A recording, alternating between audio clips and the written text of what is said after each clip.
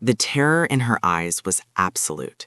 She was a German prisoner of war, captured in the desperate final weeks of 1945, and Private First Class Thomas "Tommy" Rourke stood over her in the damp interrogation room.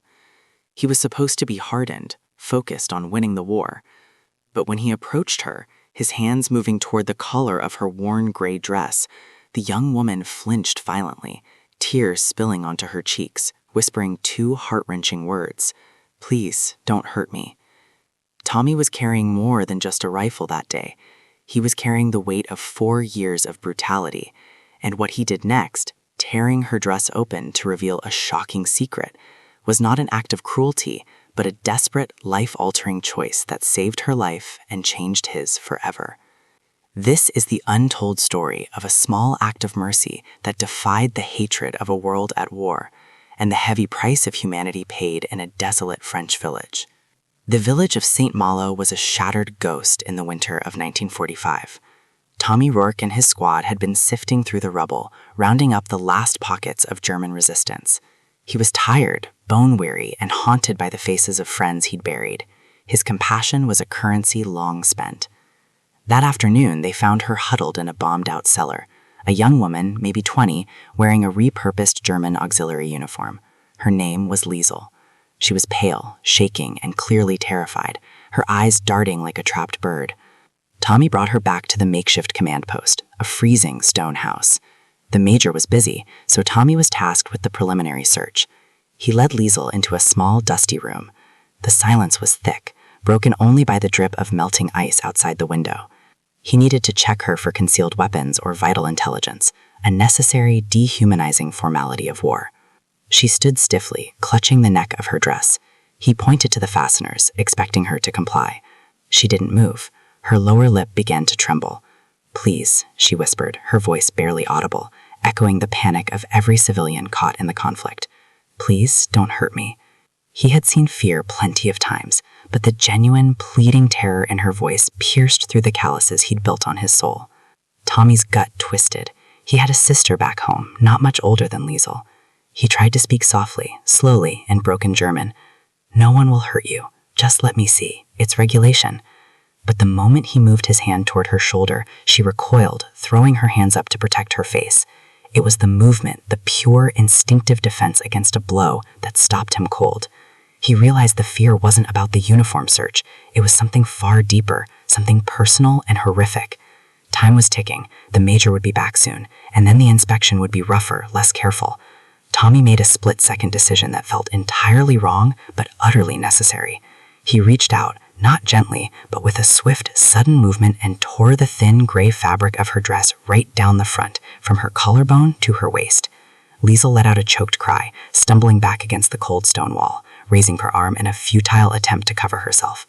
Tommy braced for the inevitable shriek, the struggle, the accusation. Instead, a stunned silence descended. He hadn't exposed any weapons, no hidden knives, no intelligence packets. What he exposed was a jagged, horrific truth that made his breath catch in his throat, instantly explaining the absolute dread he had seen in her eyes. Stretching across her upper chest, just below her collarbone, was a monstrous, jagged scar. It was old, thick, and brutally white, running nearly 6 inches long, clearly the result of a bayonet or a piece of shrapnel. But it wasn't the size that shocked Tommy, it was the story it told. It was a recent wound, still raised and angry, and it was not a battle wound. It was too low, too deliberate, and located in the kind of spot where a soldier would rarely be injured in combat. More critically, stitched roughly and hidden beneath the curve of the wound was a tiny faded tattoo, the 3 blue dots that Tommy immediately recognized from military briefings. They were the improvised identification mark used by certain underground resistance groups in the region, the same groups who had often been brutalized by the retreating SS. He realized instantly, Liesel was not a loyal German auxiliary. She was a captured resistance operative, forced into the uniform, or perhaps wearing it to escape detection. And that scar? It was a trophy, a mark of torture meant to terrorize and silence her, left by the men who captured her. The dress hadn't concealed a weapon for the enemy, it had concealed the proof of a victim, and now Tommy faced an even more dangerous choice. The sudden noise of the major returning jolted him back to the present. Liesel was still pressed against the wall, her eyes wide with shock, expecting to be struck again. Tommy didn't hesitate. He grabbed the front of her torn dress, pulling the shredded material quickly back together. He turned his back to the door just as Major Davies walked in. "Everything clear, Work?" the major barked, rubbing his gloved hands together. Tommy cleared his throat, his voice rough. "Yes, sir. Just a search. Routine. No intelligence. Just a frightened kid. She's clean." He gave Liesel a fierce, warning look, the kind of look that promised protection but demanded silence. The major grunted, disappointed, and ordered her moved to the Denal holding cell. Tommy watched as Liesel was escorted away. As she passed him, she paused, and for the first time her eyes held something other than terror. They held a spark of understanding, a silent thank you that spoke volumes. Tommy never told the major, or anyone, about the scar or the tattoo. To reveal it would have exposed her to continued interrogation, maybe even execution, if the wrong people found out she was a resistance fighter wearing an enemy uniform. It was an unofficial, profoundly risky secret, one he carried for the rest of the war.